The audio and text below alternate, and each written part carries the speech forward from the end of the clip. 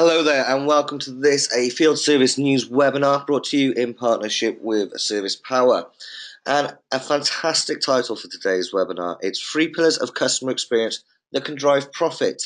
And when I was talking with my co-presenter Paul about this topic, I pointed out that I think he really hit the nail on the head here, because CSAT and customer experience and driving that importance of that customer engagement is something that's sitting at the top of every piece of research that I see, something that the best in class are all doing. However, it's not always a case that driving a good customer experience can necessarily deliver profit. And with more and more field service organizations moving across into their own P&L, being a profit center having previously been a cost center, this of course remains right at the top of the KPIs for service directors that are being driven from their boards. So it's a really interesting topic. Paul, it's great to have you with us. Welcome to the webinar. Thanks, Chris. And so, just for everybody that's logged in, the session is going to be in the following format.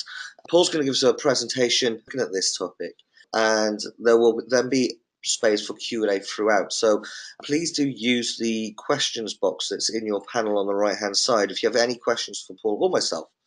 And I'll be making some notes as well, studiously throughout the presentation, and have some great questions for Paul as well. So, Paul, I'm going to hand over the control of the presentation to yourself, and I'll look forward to your presentation. Thanks, Chris. Thanks for that introduction. And as Chris said, I think he's absolutely right. It's why we've chosen the topic today. More and more when I'm talking to both our existing clients and potential new clients, we're hearing time and again that customer experience is a massive driver these days for them. We know that optimization and reducing headcount and all these kind of things, they're all still important. They're all part of a business case and a strong business case. But we'll talk about how this customer experience really has moved from being a soft benefit, a nice to have, to something which is absolutely key to driving business cases and driving the best-in-class companies out there. So I'm Paul Lucas. I've worked in this field for over 20 years now, which is worrying. It doesn't seem that long. So my background is I've designed, delivered, and more lately sold these kind of solutions into this market, hopefully understanding some of the challenges and seeing some of the changes over that period, how this kind of thing has evolved, along with the technology behind it. So driving customer happiness, driving what we see. So gonna have a look at these 3 pillars of customer experience that we've identified. We're gonna have a look at some results, and we're gonna run a Q&A at the end. So as Chris said, please submit those questions. We'll run through those at the end of the session. So what are we actually talking about here? Well, as I said before, productivity gains, cost reductions, they're all important. Yeah, we're not throwing those in the bin. They're still absolutely key. But customer expectations have been growing, as the internet and the engagement piece around, look at someone like Amazon or eBay and the kind of things that they can do. Within service, I think service tradition has been a little bit slow to adopt some of these kind of areas. So we're going to talk about that today, and we're going to talk about what that means to profits. And we're going to talk about what that means to your bottom line and show some examples of that. So 3 pillars. What are we talking about today? That digital customer experience. Yeah, we'll run through some of the ideas and some of the things we're doing today with our customers to build that seamless digital customer experience. Actually, when it comes to executing that service, what does it mean? How are we doing that? And how does that relate back to the digital experience? And how does that relate back to us driving improvement within businesses? And once we've got there, once we've got that, that seamless experience, that better customer experience, what does that mean? What can we do with that? How can we leverage that as a company? So let's have a look at the first one. So I'm a client. Yeah, and I've got someone visiting me. Maybe it's an HVAC company. Maybe it's I don't know, someone coming to do my electrical, fix my fridge, or maybe I'm in business and they're coming to service my machine. But it's 2017, so why can't my provider let me access all aspects of the service? What do I want to do? Well, I want information. I want to be able to make and confirm appointments online on my phone, as well as having the option to call or email or whatever else. But I want that ability.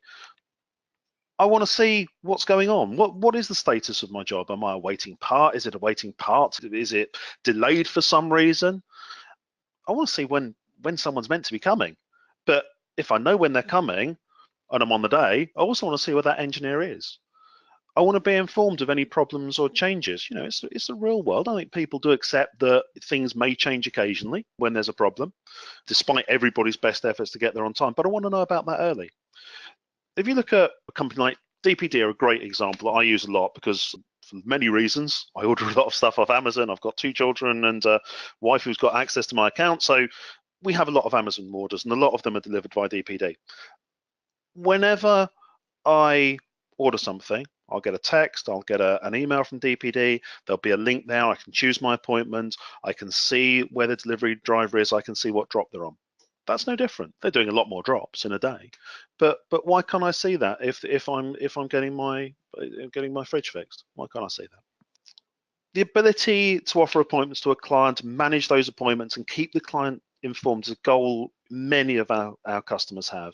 Just the other day, I was speaking to the managing director, one of our new clients. They're in the insurance industry, and it's a key part of their strategy and a key differentiator to help them grow. Their business plan has 3 key points. One is operational efficiency. One is mobile reporting and the advantages they get there. And one is that customer experience. And where are they driving profit from there? Well, there's a number of places they're driving profit, but it is a key differentiator in their market that they will be able to offer online booking and confirmation of appointments and all that good stuff that we've already seen. When is my inspector going to be with me? When are we planning on, what's the ETA? What's the ETC? When do I need to be available? It's also going to save them some heads at the back end. Taking and making calls on a regular basis, they won't need to do that anymore. Also, if someone's running early, yeah, we've got some white space in the diary suddenly. Having the ability to fill that time up automatically is optimization doing what it's meant to do. But if as a business, you don't know what the people in the field are doing, if you don't have that real-time information, there's no point. So you need real-time technician communications and real-time status and location updates. We need to know what those guys are doing so we can surface that information back out to your clients. Yeah, if you don't know that, there's little point in the customer having a real-time update if we don't know what's going on. This concept of one done, complete end-to-end on-site experience. Again, once we've got that information and once the engineer's got a terminal or some kind of device in their hand, we can give them the information that they need to complete their job in the best way. That could be manuals, historic information about what's happened before, updates about the client. All that kind of information is absolutely key. The quicker we can complete those jobs well, the better experience that client has. And also, we'll talk about this on the next slide a little, but that concept of having a hybrid workforce, it's something that's been a challenge over the years. If I send out my own engineers, well, they're going to be trained, they're going to have my technology, everything else. But with the Service Unity platform from Service Power, we have a lot of tools within that to mean that the experience of having a third-party engineer or technician visit you is the same as having an in-house engineer visit. We'll talk about that, as I say, a little on the next slide. So moving on to that second pillar. So efficient, relatable service. What do we mean by that? Well, nobody is going to have a great customer experience without the service that they receive on site, yep, and prior to an engineer getting to site being great, being amazing. Optimization, getting the technician on site when the customer is available, but also getting the right technician there. If we're going to send someone who's unskilled, doesn't have the right parts, then as a client, I'm not going to have a great experience. Someone's going to need to come back, and it's not going to be what I expect. Again, having that ability to flex your workforce and choose the right technician, maybe an in-house chap, maybe through a third-party provider, gives you more flexibility. You've got more options to get to that client. And again, sending the right person might mean different things for different companies. It might be someone with the right skills. It might be someone with the right tools. If you're going out and inspecting and you're going out and taking measurements, for example, there are lots of things that help you make that right decision. But that service optimization piece is absolutely key. But the real time, the mobility enabled workforce management, that ability as an engineer, once I've got that device in my hand, I can be given schematics, product information, history, all the things that mean that I can execute my job well and do that perfectly in the field.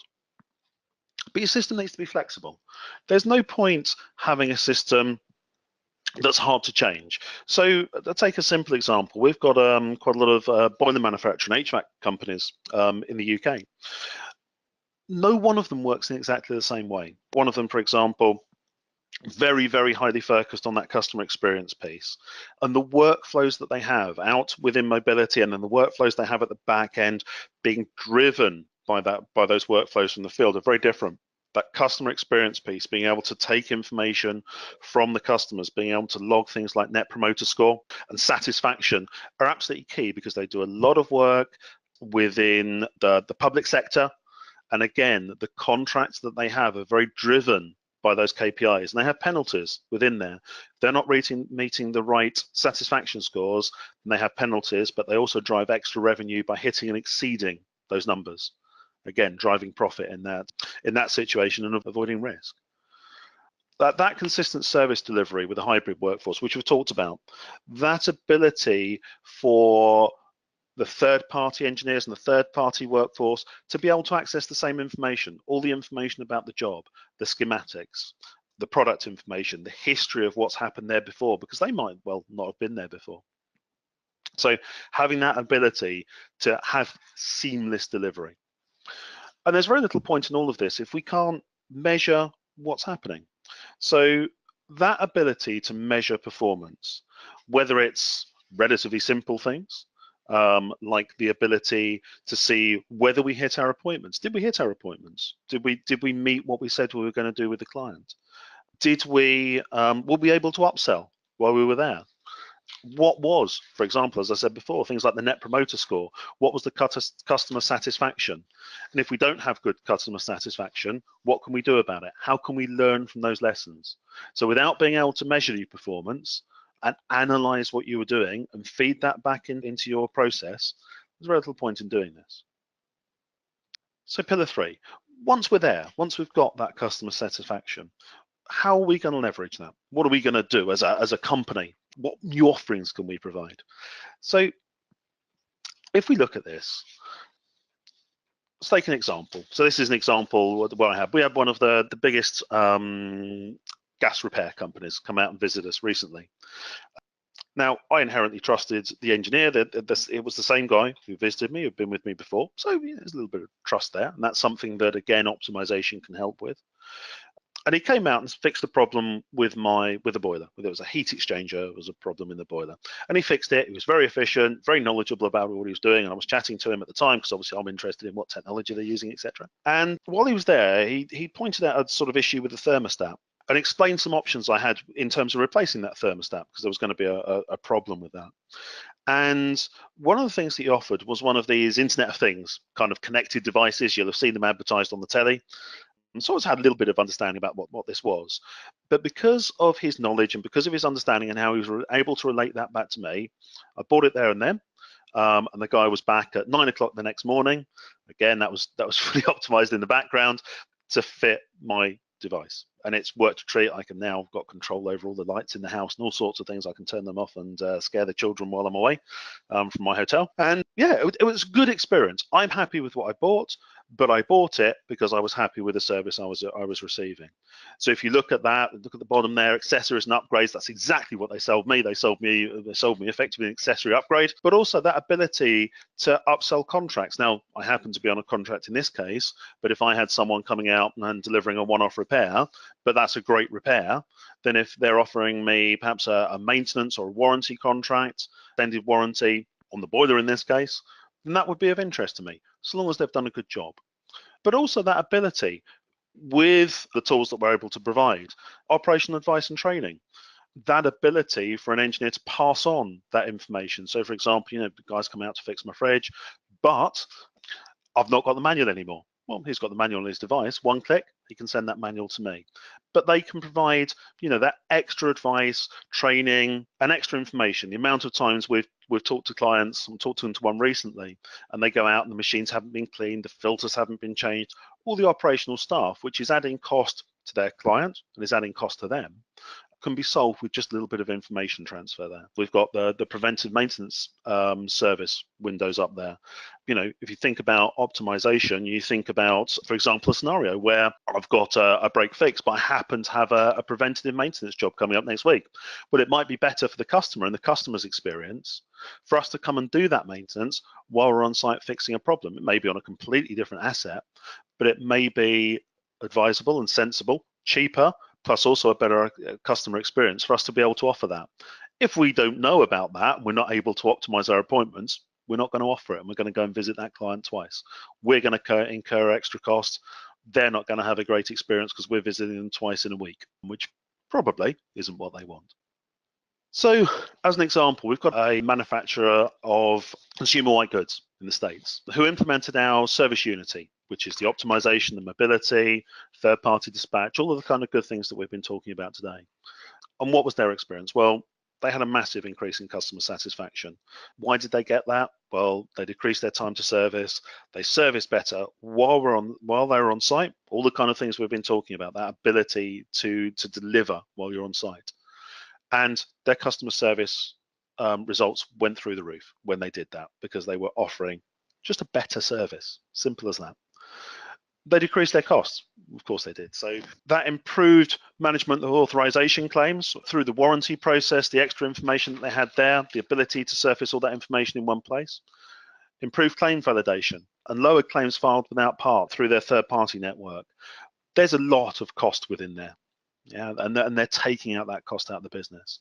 But once they had that increased service level, they increased their parts and accessory sales, things like water filters. They improved extended warranty sales through technicians offering that on site. Once you're trusted, once you're offering that level of service, the barriers are down, the ability to upsell is there, or the ability to upsell better is there. And overall, they had over $1 million year on year EBITDA. So that's bottom line, that's profit year on year, £1 million in profit from implementing one solution. So I'm going to stop there. Kris, if you want to take control, I think we're going to open up for some questions now. Excellent. Thank you very much, Paul. I'll just kind of change the screen over 1 second briefly, folks. One initial comment, Paul, is I'm glad I'm not the only person that scares my children by switching the lights on and off, using the joys of a smart home and connected home to just annoy my children when I'm on. I do exactly the same. So thanks for that confession. Some great questions there that have come in. A couple for myself to kick off, and we've also had some really good questions come in from the audience. I want to go right back, Paul, if I can, to the one of the first things you said, where at the beginning of the presentation, you kind of mentioned that a lot of the items we're talking about here have moved from what were soft benefits or best in class or nice to haves to critical kind of tools, particularly in the face of growing consumer demand, customer demand, and also it costs 6 times more to win a client than it does to retain them. Quite simply, if you're not doing some of these things, your competitors probably are. But what's the time frame, in your opinion, from where we are now with some of these things kind of being nice to haves and kind of can put companies at a best in class level, to how far away are we from, if they aren't implementing these kind of concepts, ideas, and technologies, they're really going to be fighting a losing battle? I mean, how far away are we in terms of, is it a ticking time bomb? I think we're there now. Yeah.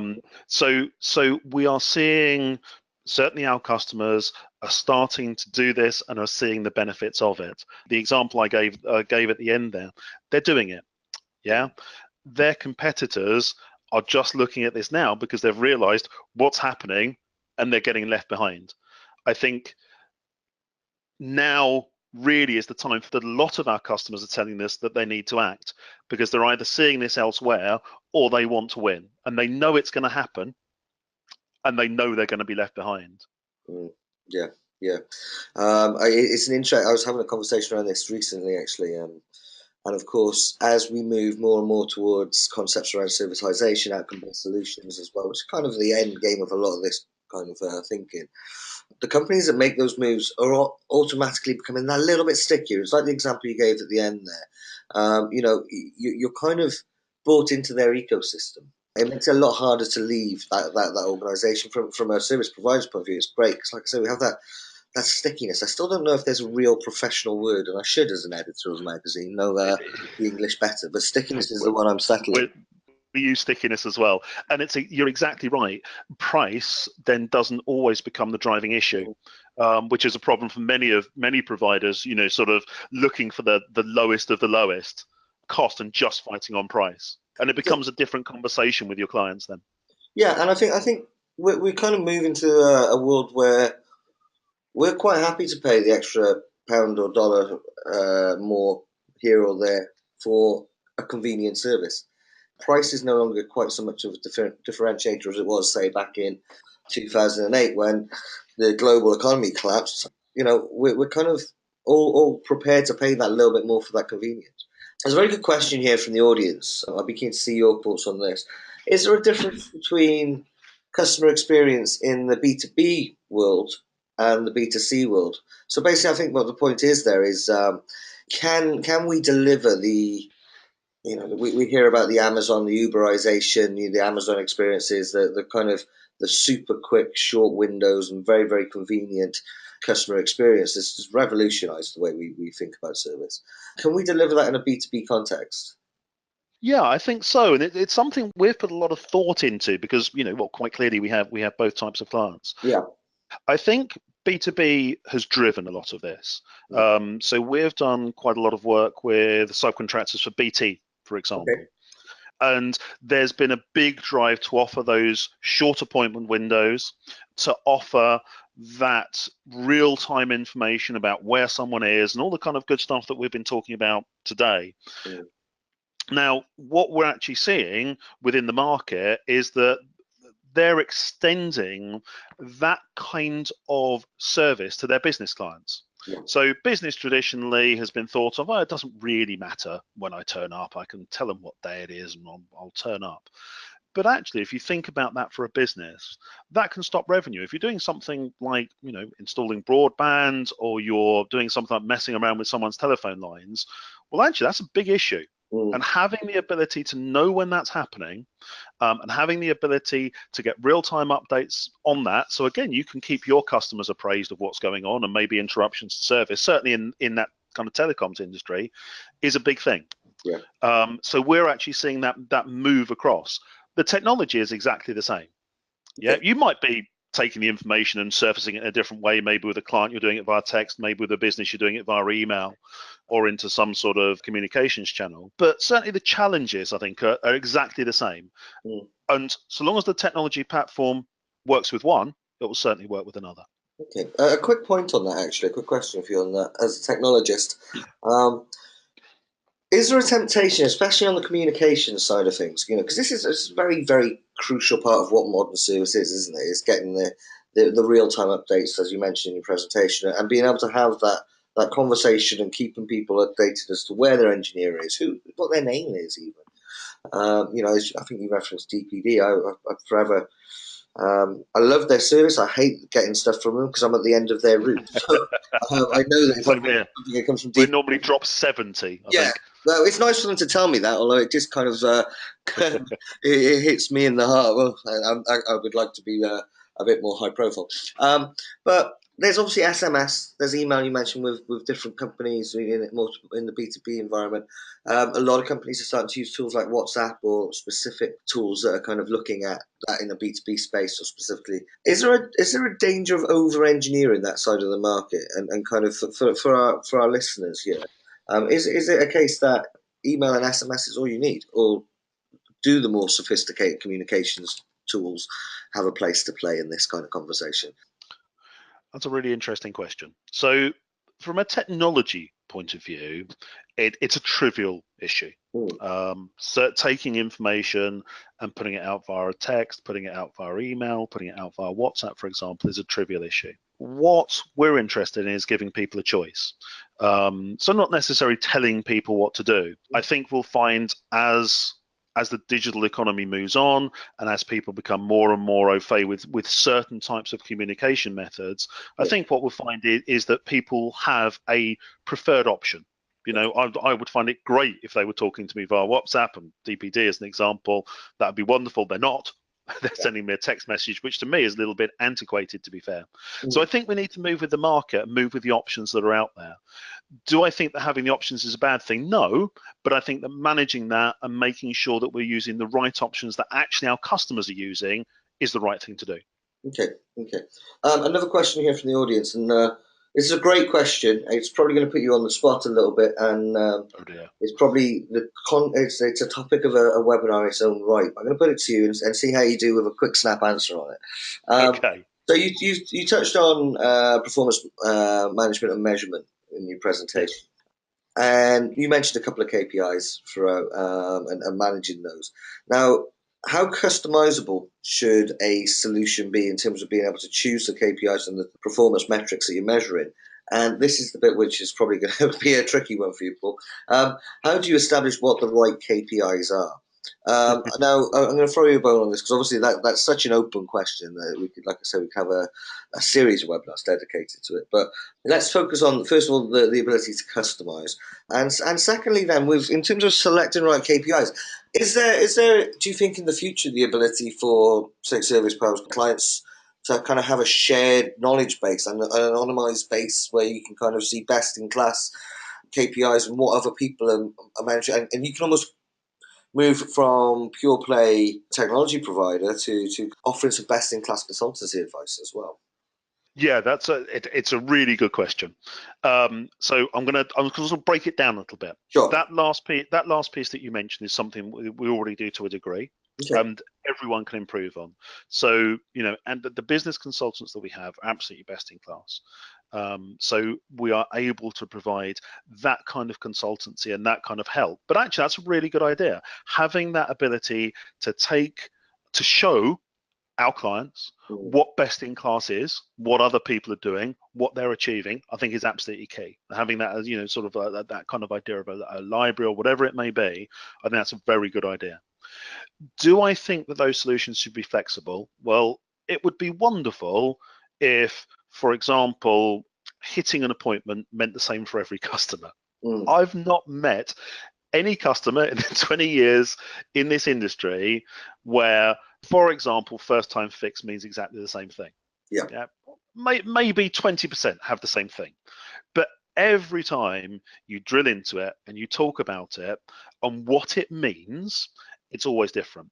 And the internal metrics and what people need to present internally are often different from what they need to present externally to their clients. Social housing is a great one. What does first time fix mean? Well, I'm definitely monitored on it, Yeah. and I'm definitely got sort of, things in the contract which take money away from me if I'm not going to hit it or I'm going to lose my contract, but it never means the same thing. So I think having flexibility, having a set of standards that you can then amend is absolutely key to any of that sort of business intelligence reporting. Yeah, it's interesting you mentioned the difference between the internal and external layer reporting. I think there's also layers as well. I think this is something that we're seeing more and more from providers like yourself and kind of the demand coming from the customer pull side as well. Is being able to have different layers. So your service manager needs access to much different data than your service director, for example, who's got to go off and report to the board. Well, Whereas the manager needs to explain and understand, really, he's using the performance metrics as a tool to make sure that the team is working as efficiently and optimally as possible, justifying that investment, etc. Okay, there's a question here for myself, and I'm at the risk of sounding a little bit like a second-hand car salesman here, because the tools and the technologies that we've kind of alluded to here, it's almost ideal for somebody that's kind of still working with pen and paper, and believe me, there are still companies out there, sizable companies out there that still ask you to kind of press right down because you need to sign on triplicate carbon copy paper that don't have any scheduling in place. They're still using Excel or whiteboards and post-it notes even. For these guys, It's a complete no-brainer. It's like you're going to improve customer satisfaction, you're going to reduce costs, you're probably going to create additional revenue lines. However, we kind of almost have this two-tier industry now where we have the haves and the have-nots. And so for those guys that haven't got any technology or have very limited field service management technology in place, these kind of tools are fantastic, and it's a quantum leap forward. But what about for those companies that are kind of maybe using the second or third iteration? They've maybe kind of upgraded their systems 5 years ago or so, and are at that point where they're kind of eking out the last tiny percentages of optimization that they can. How far forward is today's technology for them in terms of the dramatic improvements that they would have seen when they first implemented a solution? Does that make sense? I feel like I kind of rambled my way through that a bit, Paul, so I apologise. But I think it's an important point there that for companies upgrading a system, how much more quantifiable are the benefits? It's an interesting question. So there are a lot of things that will give you a lot of benefits in this industry on the software and the technology side. So you alluded to some of them. So optimization of scheduling is a key one. Get that right, and you're going to be making sort of 15, 20, 25% savings on your cost base. And if you're not there, it's an absolute no-brainer in terms of return on investment. If you are there, great, and there's probably still a way to go, because most of the companies that I see who have implemented that kind of solution still have more that they could get out of it. Yeah, and I think it's not everybody, but I think there's a fair amount of that. Mobile technology, again, we're generations down the line there. If you're not using it, you're going to get vast benefits. If you are using it, then you would need to look at what the benefits and what the advantages are.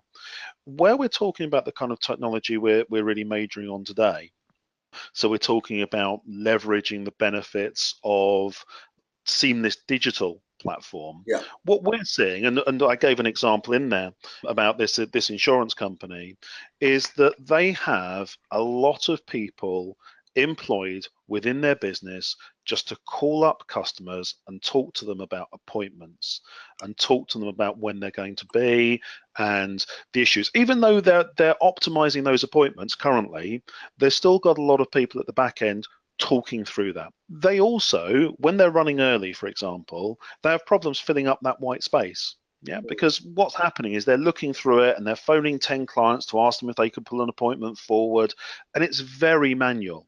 So the advantages you get out of optimized scheduling, losing dispatch heads, just dealing with the jeopardy. The advantage you get out of mobility, not needing to rekey things, again, losing heads out of the system there. You get the same thing with this customer engagement piece. We see a large return on investment on this, given the heads that you can take out and also the ability you have as a company to perform better. So I think this is like those other pieces. Yeah, Yes. but you have a big ability to turn this into a profit-making solution.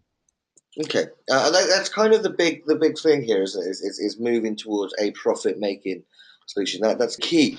The other thing there is risk as well. So we alluded to some of those contracts where you have built-in things, but I don't know if you saw the Ofcom press release recently about broadband and where you miss appointments or where you don't get broadband up and working in time, they're going to be fining the providers and working with a lot of the third parties in that kind of area. It's not going to be BT or TalkTalk who eventually pay the fine. It's going to be the person providing the service. Who'll be the third party. So there is definitely profit to be gained here, but there's also risk avoidance as well. Yeah, absolutely. A quick question here on something you mentioned: collecting data from the field. And this kind of flows from the last question. It's pretty much crucial, and everybody should be doing it in terms of kind of getting that visibility across. Absolutely. Do we need specialized telematic solutions? Do we need a specific kind of mobile technology? Or is this the kind of thing that we can be doing now with consumer smartphones? Is there something that we need? Is there a magic source? Is there an additional layer of cost that we need to add in to kind of make sure we're getting the right data from the field? Or is it just a simple mobility? I think in part it can be a simple mobility piece. Yeah, And there is certainly a place for that. So I have a smartphone, a tablet, and whether I, as the technician or the representative of the company on site, are collecting that information from the client, yeah, or whether the client is asked to provide that information before, after the visit, that's all fine, and you can collect that kind of information. Where you're talking about telematics and that kind of thing, there is definitely a place for that as well. But again, it's got to be driven by cost and benefit. So if, for example, I'm going out and maintaining, I've been talking to recently, so large power generating equipment, yeah. absolute case for having that kind of information there. But if I'm talking about someone's fridge, maybe there's less of a reason there, potentially. Okay. Yeah. So I think it's driven by the requirement and driven by the return on investment for doing it. Would you say that essentially, even if it's a more simple solution, like you say, like a mobile solution that's utilizing the engineer's own phones, even, companies that aren't doing that should be doing that right away, and then kind of let's get our first steps on that process. You've got it. Couldn't agree more. Getting something up and working means that you have a path to what you might see as a sort of complete solution, or where you want to be. But you've got to take a journey there. And I think, quite often that's something where you might want to start doing something and then move that journey forwards. Sure. Just one final question here, Paul. I'm looking at time, and we're kind of coming up to the kind of towards the end of the session. But one final question here is going back to third party contractors. Again, you touched on this during the presentation.